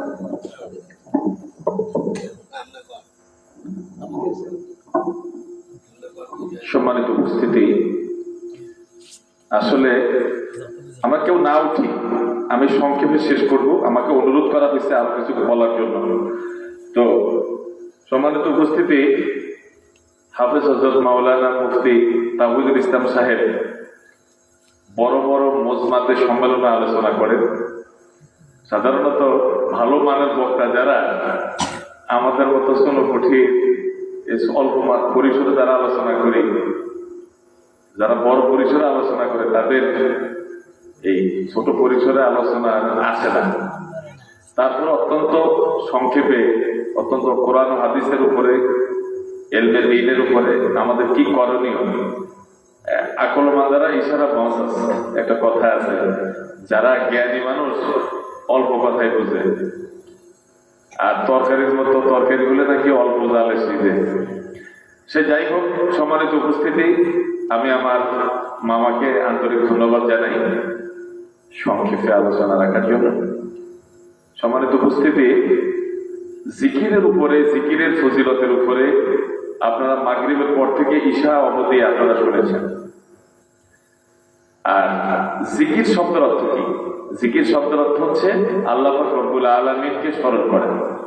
আপনারা যদি একটু ধৈর্য ধরেন, আমি 10 থেকে 20 মিনিটে আপনাদেরকে এমন কিছু কথা বলবো আল্লাহ পাক রব্বুল আলামিন আপনাদের অন্তরকে শীতল করতে পারে। আউযু বিল্লাহি মিনাশ শাইতানির রাজীম। বিসমিল্লাহির রহমানির রহিম। ইন্না ফী খালকিস সামাওয়াতি ওয়াল আরদি ওয়া ইখতিলাফিল লাইলি ওয়ান নাহারি লাআয়াতিন লিউলিল আলবাব الذين يذكرون الله قياما وقعودا وعلى جنوبهم ويتفكرون في خلق السماوات والأرض ربنا ما خلقت هذا باطلا سبحانك فقنا عذاب النار صدق الله العظيم। অতঃপর দ্বিতীয় দিন ইসালা সব মাহফিলের দ্বিতীয় দিনের সম্মানিত সভাপতি আমার মুআজ্জাজ হাজিরিন, আমি পবিত্র কোরআনুল কারীমের ছোট্ট দুটো আয়াত তেলাওয়াত করেছি। সেখানে কিন্তু জিকিরের কথা বলা আছে। কিসের কথা বলুন তো? আল্লাহ বলছেন বিসমিল্লাহির রহমানির রহিম ইন্না ফী খালকিস সামাওয়াতি ওয়াল আরদি ওয়া ইখতিলাফিল লাইলি ওয়ান নাহারি লাআয়াতিন লিউলিল আলবাব الذين يذكرون الله قياما وقعودا وعلى جنوبهم ويتفكرون في خلق السماوات والأرض ربنا ما خلقت هذا باطلا سبحانك فقنا عذاب النار الله বলছেন ইন্না ফী খালকিস সামাওয়াতি ওয়াল আরদ, নিশ্চয়ই যা আছে আসমানে আর যা আছে জমিনে আল্লাহর এই সৃষ্টির মধ্যে যারা নাকি জ্ঞানী তাদের জন্য অনেক কিছু শিক্ষণীয় রয়েছে। ইন্না ফী খালকিস সামাওয়াতি ওয়াল আরদ ওয়া ইখতিলাফিল লাইলি ওয়ান নাহারি, দিবারাতের পরিবর্তনেও জ্ঞানবান লোকদের জন্য অনেক শিক্ষণীয় রয়েছে। লাআয়াতিল লিউলিল আলবাব, আলবাব মানে জ্ঞানী ব্যক্তি, জ্ঞানী ব্যক্তিদের জন্য অনেক শিক্ষণীয় রয়েছে। আসমান জমিনের সৃষ্টিতে দিবারাতির পরিবর্তনে কি রয়েছে? অনেক দিবারাতির পরিবর্তনে অনেক শিক্ষণীয় বিষয় রয়েছে। সম্মানিত উপস্থিতি, আমাদের মাঝে আমাদের বড় ভাই সম্মানিত আলিম গজারিয়া ফাজিল মাদ্রাসার সম্মানিত অধ্যক্ষ হযরত মাওলানা রফিকুল ইসলাম খান আমাদের মাঝে উপস্থিত হয়েছেন। আমরা সম্মানিত মেহমানকে আমাদের মেজবানি বলতে হবে, ওনাকে আমরা স্বাগত জানাচ্ছি। তো আল্লাহ বলছেন ইন্না ফী খালকিস সামাওয়াতি ওয়াল আরদ ওয়া ইখতিলাফিল লাইলি ওয়ান নাহারি লাআয়াতিন লিউলিল আলবাব, জ্ঞানী কারা?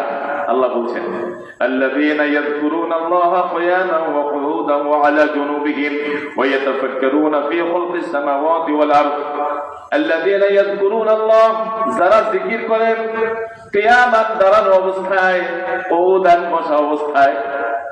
الذين يذكرون الله قياما وقعودا وعلى جنوبهم, এবং শয়ন অবস্থায়। কয় অবস্থার কথা বলছে? দাঁড়ানো অবস্থায়, বসা অবস্থায়, শোয়া অবস্থায়। মানুষের অবস্থা কিন্তু তিনটা। আমার বাইকটাকে দেখেছেন, বসা অবস্থায় বসতে পারে না, পাও ধরে যায়, পাও ধরে গেলে মানুষ দাঁড়ায়, আর তারও ক্লান্ত বেশি লাগলে শুয়ে পড়ে। মানুষের অবস্থা তিনটা। জ্ঞানীবান তারা যারা দাঁড়ানো অবস্থায় আল্লাহর জিকির করে, বসা অবস্থায় আল্লাহর জিকির করে, আর শোয়া অবস্থায় যারা জিকির করে, অর্থাৎ সর্বা অবস্থায় যারা জিকির করে, তারা হচ্ছে প্রকৃত জ্ঞানী। কে বলছেন এই কথা? ইন্না ফী খালকিস সামাওয়াতি ওয়াল আরদি ওয়া ইখতিলাফিল লাইলি ওয়ান নাহারি লাআয়াতিন লিউলিল আলবাব আল্লাযীনা ইয়াযকুরুনা আল্লাহা কিয়ামান ওয়া কুউদান ওয়া আলা জুনুবিহিম। এখানে থেমে থাকে না, ওয়া ইয়াতাফাক্কারুনা ফী খালকিস সামাওয়াতি ওয়াল আরদ, তারা তাফাক্কুর করে, রিসার্চ করে, গবেষণা করে কিভাবে এই আসমান সৃষ্টি হলো, এই জমিন সৃষ্টি হলো। গবেষণা করতে এক সময় ডিসিশনে আসে, রব্বানা, হে আমাদের প্রভু, হাযা রব্বানা মা খালাকতা হাযা বাতিলা, হে আমাদের প্রভু, তুমি এটাকে অযথা সৃষ্টি করনি। আপনারা তো জানেন যে ইমাম আবু হানিফা রাহমাতুল্লাহি আলাইহি এর কাছে এক লোক এসে তাকে বলছিল যে তুমি কি করো, আমার কয়েকটা প্রশ্নের উত্তর দাও। তাইলে আমি তোমাদের ইসলামকে গ্রহণ করব।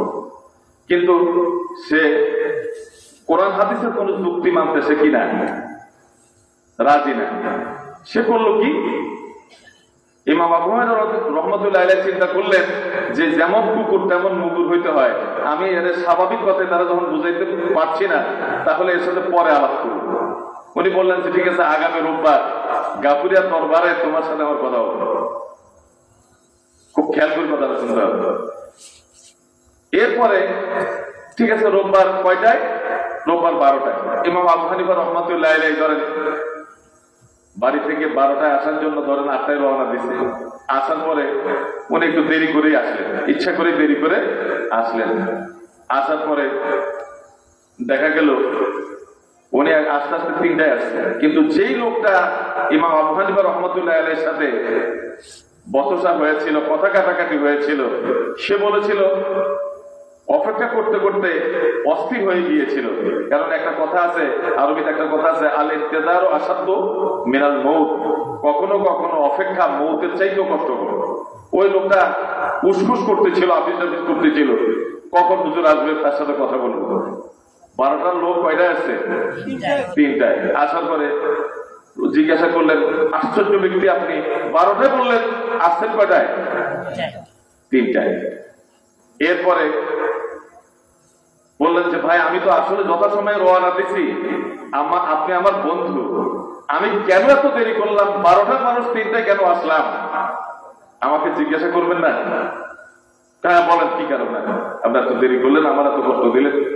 ও দেখেন, আমি বাড়ি থেকে রওনা দিছি যথাসময়ে, হাঁটতে হাঁটতে হাঁটতে হাঁটতে নদীর পাড়ে যখন আসলাম তখন সেখানে দেখলাম যে কোনো নৌকা নাই, লঞ্চ নাই, ফেরি নাই। আমি কিভাবে পারবো এবারে আসবো?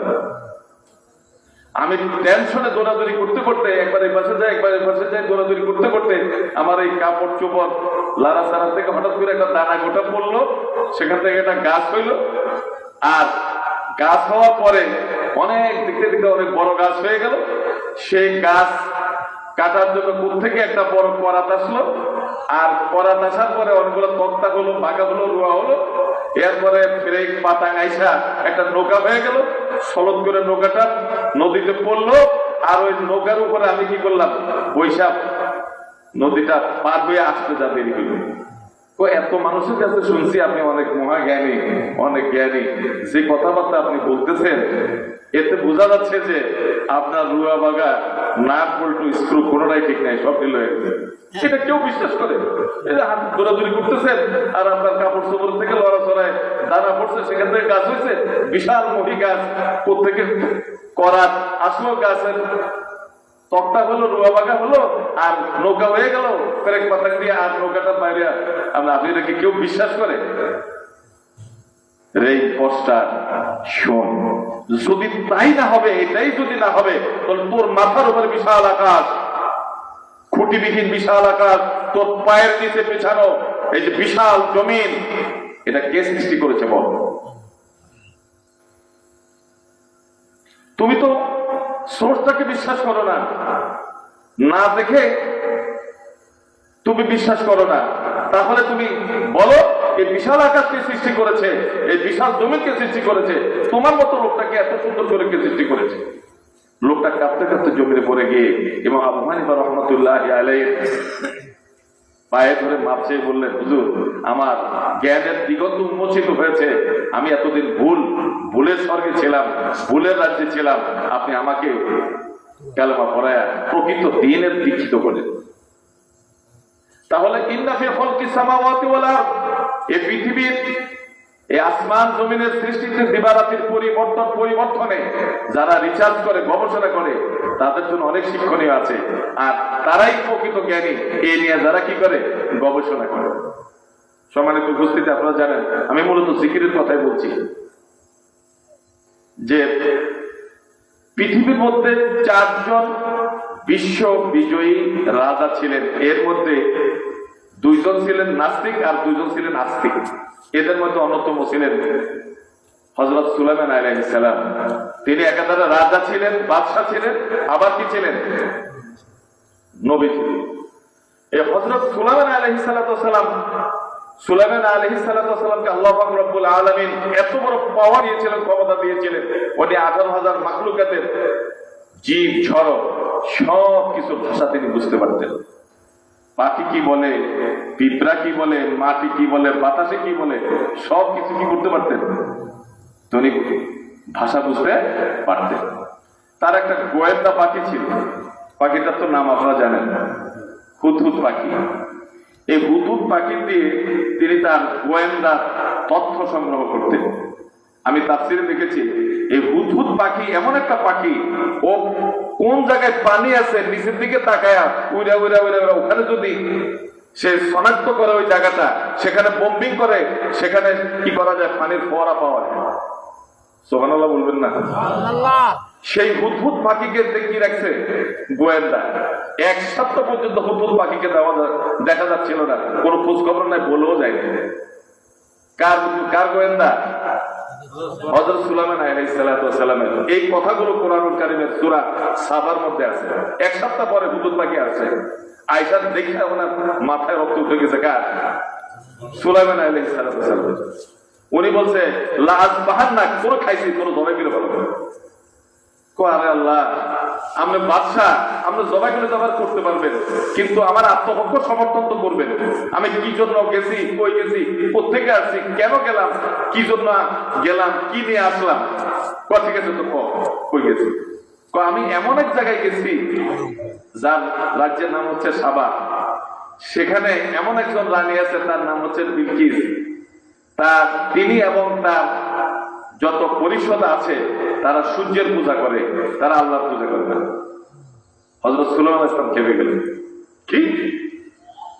হযরত সুলাইমান আলাইহিস সালাম তাকে চিঠি লিখে, বিসমিল্লাহির রহমানির রহিম চিঠি লিখে সেখানে পাঠালেন। এত কড়া প্রহরা, সেই প্রহরার মধ্যে সুলাইমান আলাইহিস সালামের গোয়েন্দা পাখি হুদহুদ পাখি চিঠিটা গিয়ে ফাঁক দিয়ে ঢুকে আস্তে তার বুকের উপরে, শরীরের উপরে ছেড়ে দিল। উনি ঘুমতে করে চিঠি পড়া তো মাথা সরম গেছে। হযরত সুলাইমান আলাইহিস সালাম বললেন যে হয় তুমি ইসলাম গ্রহণ করো, বা তুমি কি করো, আত্মসমর্পণ করো, ইসলাম গ্রহণ করো। এইভাবে তাকে দাওয়াত দিচ্ছে বিসমিল্লাহির রহমানির রহিম। এই সূরা সাবার মধ্যে কথাগুলো আছে।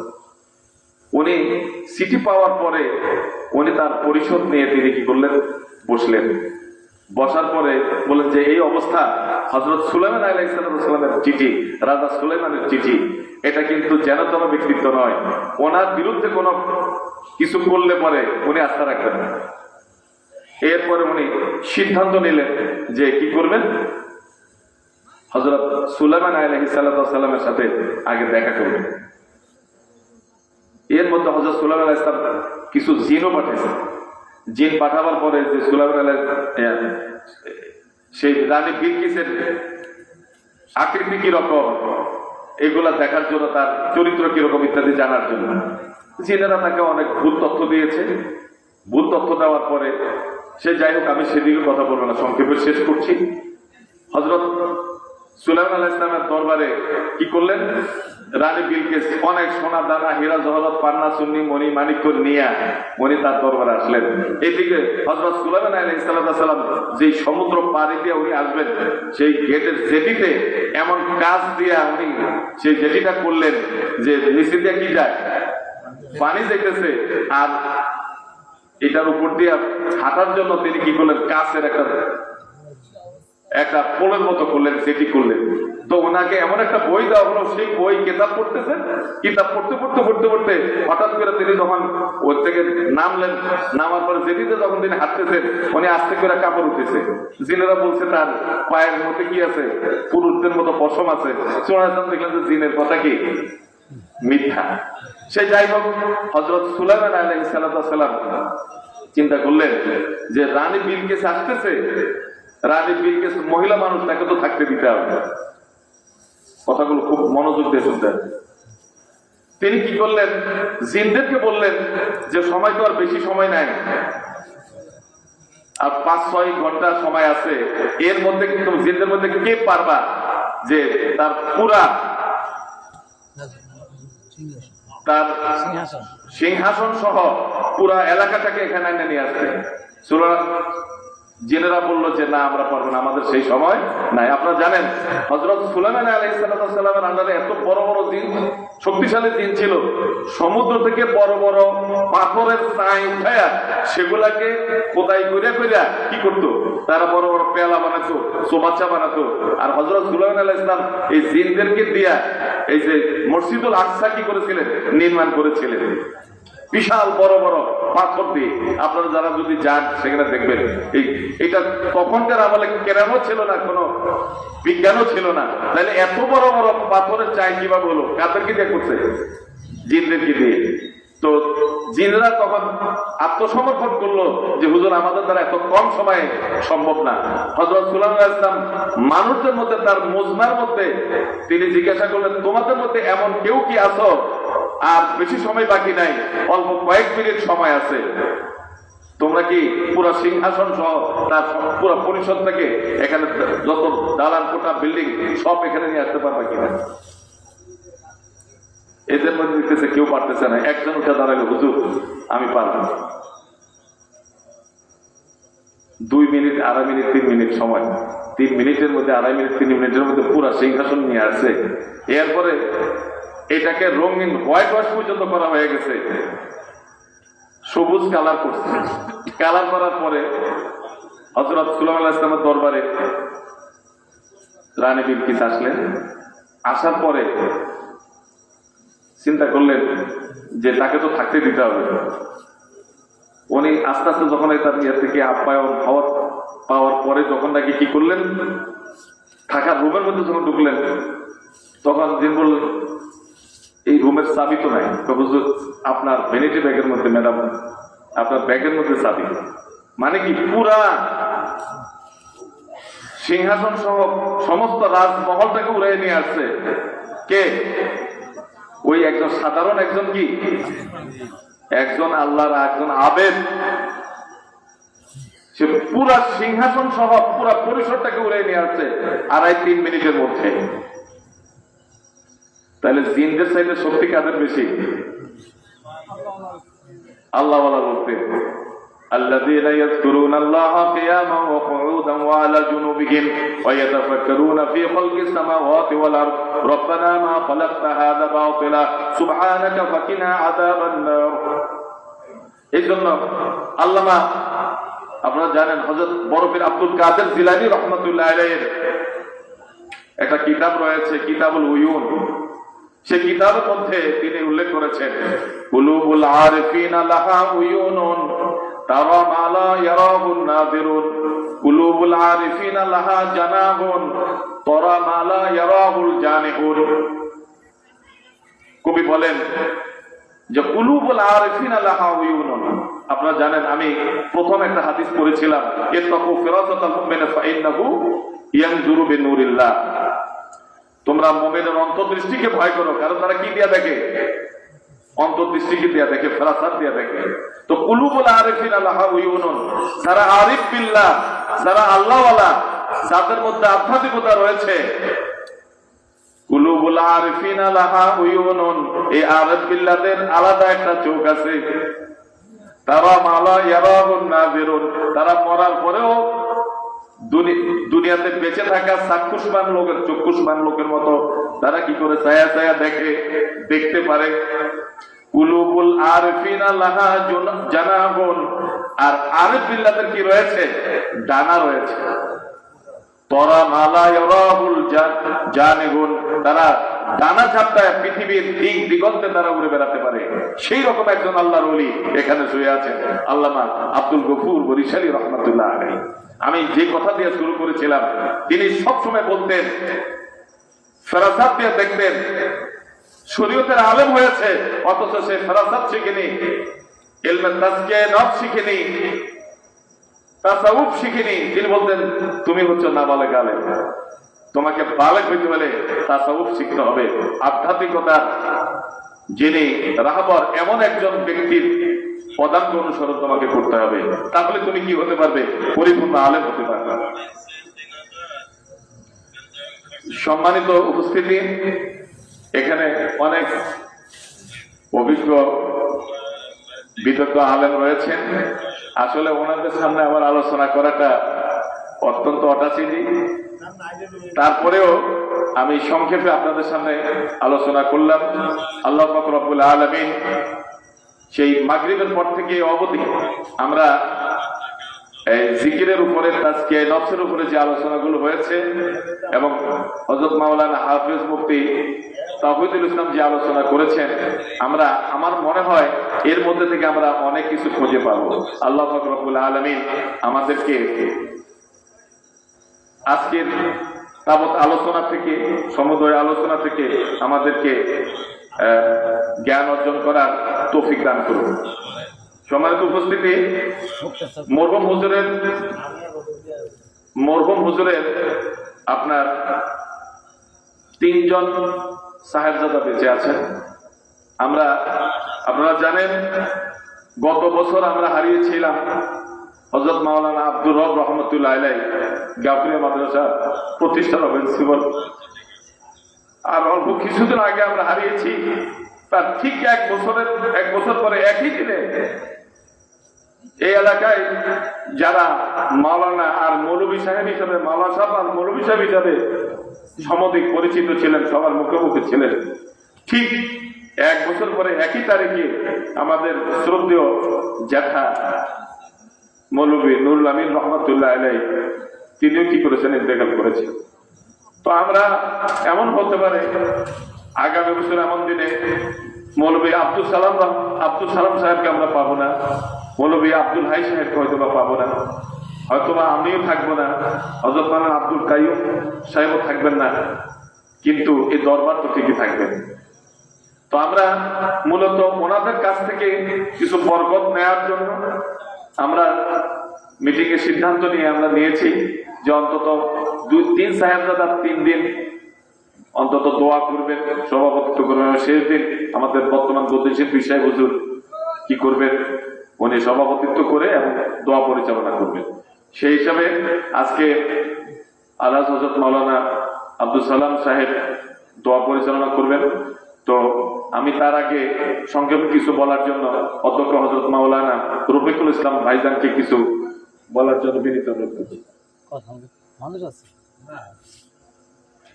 আমরা আসলে আগামীকালকে তো সারা রাত আমাদের জাগতে হবে, তাহলে এই জন্য আমরা আজকে আমরা বেশি রাত করতে চাই না। আচ্ছা, তো এখন সংক্ষেপে দোয়া হবে।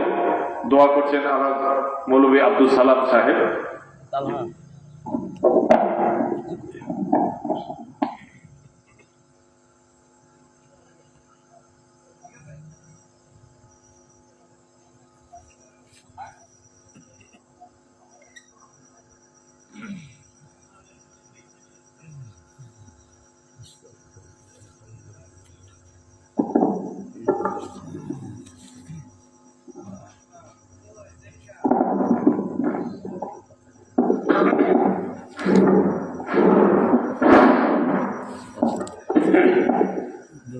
أعوذ بالله من الشيطان الرجيم بسم الله الرحمن الرحيم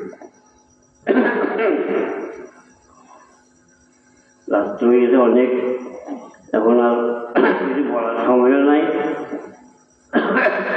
আমি কি বলবো, আমার কোনো ওয়াজের অভ্যাসও নেই।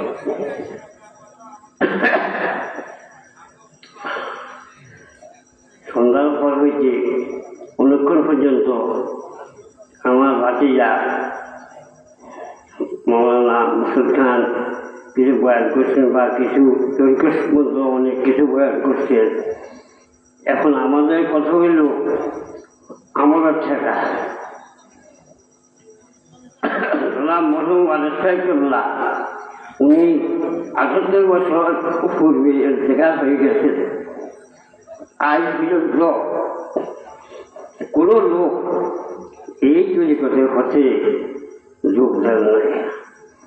রংপুর, ময়মনসিংহ, দিনাজপুর, সিলেট, ইন্ডিয়া, যে সমস্ত জায়গা উনি ইসলামের তরিকতের দাওয়াত দিয়েছেন, তারা সে মহব্বত পেয়েছে, এই জন্য কামিয়াব হয়েছে। কিন্তু আমাদের দেশের লোক এত গুমরা, যদিও বৃদ্ধ লোক যারা বিদেশে চলে গেছে, তার খরচ তো যারা আছে তারাও এই বিষয় বেশি খেয়াল করে না। কারণ এমন একজন অলি যার উশিলায় সারা বাংলা রাষ্ট্র এবং ভারতবর্ষ পর্যন্ত দিনের দাবার উড়ে দিয়েছে। আমাদের ভাগ্য খারাপ, কারণ আমার ওয়ালদ সাহেবের যে সমস্ত খলিফা ছিলেন তারা কাবিলিয়ত ছিলেন, আজ তারা বিদেশে যায়। তাদের ওয়ারিস যারা আছে তারাও তরিকতের মধ্যে অনেক কিছু কাবিলিয়ত আছেন, কিন্তু দেশের মানুষে বিশ্বাস করে ছিলেও না। নোলা মনে ওয়ারিস কেবলা উনি তরিকতের নিজের দাবার দিয়েছেন। কি যে দাবার দিয়েছেন, রুহানি কি দাবার দিয়েছেন, কিন্তু এগুলি আজ পর্যন্ত আমাদের দেশে মানুষের বুঝবে না। শরীয়ত কি আর মারফত কি? শরীয়ত নামাজ, রোজা, হজ, যাকাত এগুলি হলো শরীয়ত। দেশের প্রচলন রয়ে গেছে মিথ্যা কথা। মিথ্যা জিনিসটা যদি দুনিয়া থেকে সরানো যায় তাহলে জিনের অন্তর শান্তি হবে। আমাদের অবস্থা হয়ে গেছে মিথ্যা, আমরা সত্য কথা বলতে পারি না। আল্লাহ রাব্বুল আলামিন কোরআনের এক আয়াতে বলছেন, ومن الناس رجال الذين لا يكتمون الحق وأنتم تعلمون ولهم عذاب عظيم। আমি এই প্রসঙ্গ আয়াত আমাদের মাদ্রাসায় একটা ভাষণ দিয়েছিলাম, কিন্তু কোনো কার্যকরী হয়নি। মানুষ বুঝে কোরআন আল্লাহর কালাম, কিন্তু অর্থ মানে না। কোরআন যে কি আল্লাহর হুকুম, এইটার অর্থ যখন পেশ করা হয় তখন মানুষের মন অন্যরকম হয়ে যায়। আমরা কি মুসলমান না? আমরা কি মুসলমান জাতি না? আমাদের মধ্যে কি ধর্ম নাই? আমরা চাই না কি ইসলাম? এমন বলি আল্লাহ দরবার, আমরা ওনাকে চিনতে পারি না। আমি নিজে চিনি না, আমি অপরকে কি বলবো? নিজে আমল করি না, আমল কি শিখে দেব?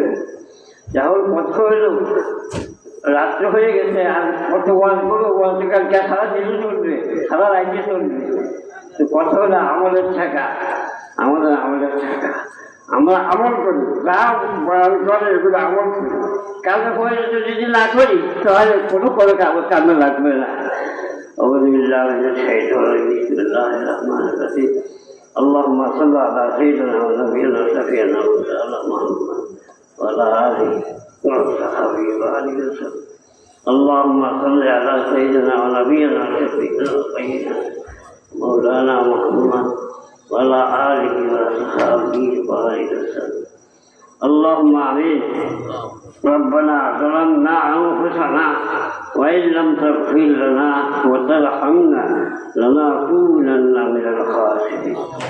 ربنا لا تزغ قلوبنا بعد إذ هديتنا وهب لنا من لدنك رحمة إنك أنت الوهاب. ربنا آتنا في الدنيا حسنة وفي الآخرة حسنة وقنا عذاب النار وقنا عذاب القبر وقنا عذاب الحشر وقنا عذاب القيامة وقنا عذاب سكرة الموت وقنا عذاب سكرة الموت.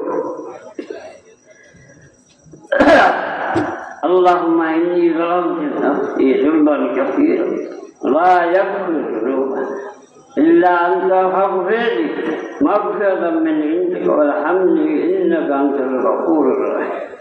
يا الله এই রাত্রে যতক্ষণ পর্যন্ত বয়ান করতাম, আল্লাহ মানুষকে শিক্ষা দাও, আমল করবার শিক্ষাও দান করো।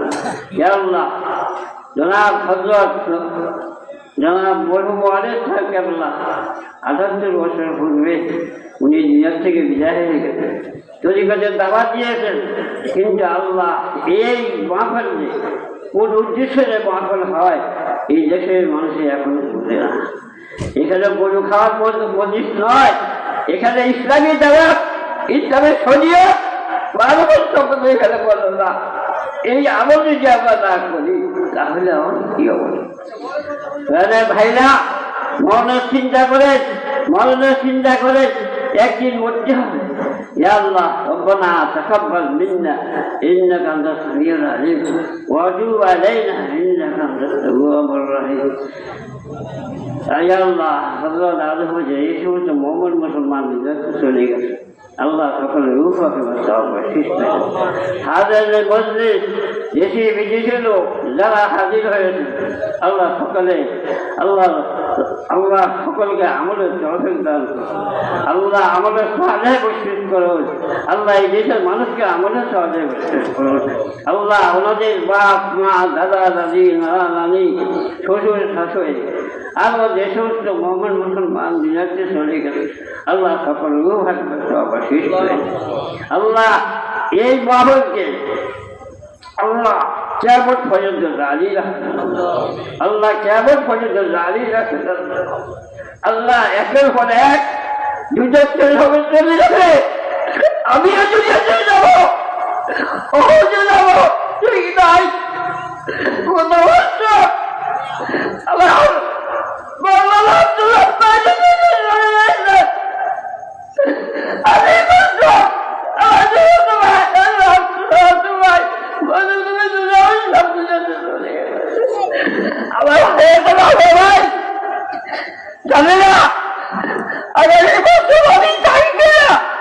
জানি না ভাইরা মনে বেশি এখন যেভাবে আমাদের আমলের আল্লাহ রব্বানা তাকাব্বাল মিন্না ইন্নাকা আনতাস সামিউল আলিম ইন্নাকা আনতাস সামিউল বাসীর ইন্নাকা আনতাল গফুরুল গফফার ইন্নাকা আনতার রহমানুর রহিম ইন্নাকা আনতাস সাত্তারুল উয়ুব। রব্বানা اللهم أنت السلام ومنك السلام وإليك يرجع السلام حينا ربنا واتينا تعالى يا ذا الجلال والإكرام. الحمد لله رب العالمين الرحمن الرحيم مالك يوم الدين إياك نعبد وإياك نستعين اهدنا الصراط المستقيم صراط الذين أنعمت عليهم غير المغضوب عليهم ولا الضالين آمين. سبحانك ربك رب العزة عما يصفون وسلام على المرسلين والحمد لله رب العالمين. ياك لا إله إلا الله محمد رسول الله صلى الله عليه وسلم.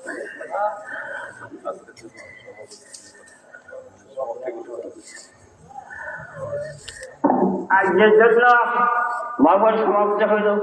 আপনারা আগামীকালকে শিক্ষককে ডাকিয়া আনতে চেষ্টা করবেন, কারণ এই তরিকতের কাজ, এই মাহফিল হয় তরিকতের কাজ। শরীয়ত তরিকত মাহফিল সম্বন্ধে বলো না। আমরা যদি না আসেন, দেশে বিদেশের লোক কখন আসবে, কীভাবে আসবে? দেশে বিদেশের লোক তারা বহুত কষ্ট করে টাকা পয়সা খরচ করে তারা আসেন। এখন আমরা যদি এগুলি যে খেয়াল না করি তাহলে আর কীভাবে চলবে? তাহলে ভাইরা একটু আগামীকাল সকলকে ডাকিয়ে যদি আসতে চেষ্টা করবেন। আল্লাহুম্মা আমিন।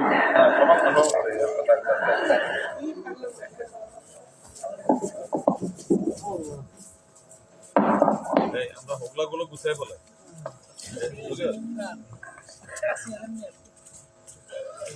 কেমন আছে?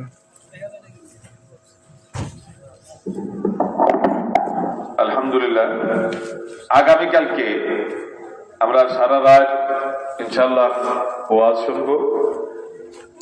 দেশ বিদেশের প্রখ্যাত ওলামায়ে কেরাম বিশেষত মেহেদিপুর দরবার শরীফ থেকে হযরত মাওলানা নাজমুল হুদা উনি তশরিফ আনবেন এবং ফজরের পর এখানে হালকাই জিকির হবে। হালকাই জিকিরের পর খতমে কোরআন, খতমে তাহলিল হবে। আপনারা ফজরের পর এখানে জামাতের সাথে নামাজ পড়ার জন্য সবাই শরীক হবেন ইনশাআল্লাহ। আসসালামু আলাইকুম ওয়া রাহমাতুল্লাহ। এই হাতা দিয়ে করে ফেলো না, আর কি আছে? এই আশেক ভাই, এই হাতা দিয়ে হুগলা গুলা ইয়ে করে বলবো। এই মাউন্ট কাকা কথা বলবে মাইক লাগবে না, ওই জায়গায় কতজন আছে লাইভ? যতজন গান না মানে মাহফিলের সার্বিক পরিস্থিতি নতুন একটা লাইভ করেন আবার, মানে এটা কেটে দেন, আরেকটা করেন। কাটা দুইটা কাটা